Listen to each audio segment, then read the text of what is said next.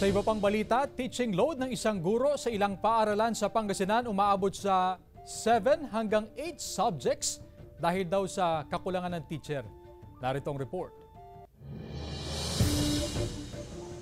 Nasa 342 ang bilang ng mga mag-aaral na nagbalik eskwela sa Banawang Elementary School sa Calasiao, Pangasinan. 16 ang bilang ng guro para sa kinder hanggang grade 6. Kung susumahin, nasa 1:26 ang teacher-pupil ratio sa paaralan. So far, okay naman po yung number of teachers namin. We have a total of 16 and okay po yung ratio natin. Pero hindi gaya ng Banawang Elementary School. Ilang paaralan sa bayan ang problemado sa bilang ng guro, gaya ng Duyong Malabago National High School na may mahigit 1,400 na estudyante. Sakto lang ang bilang ng guro sa junior high school, pero kailangan nila ng dagdag na guro sa senior high school. Dahil sa kakulangan ng guro mula sa 6 na teaching load na hawak ng bawat guro, ngayon umaabot na sa 7 o higit pa.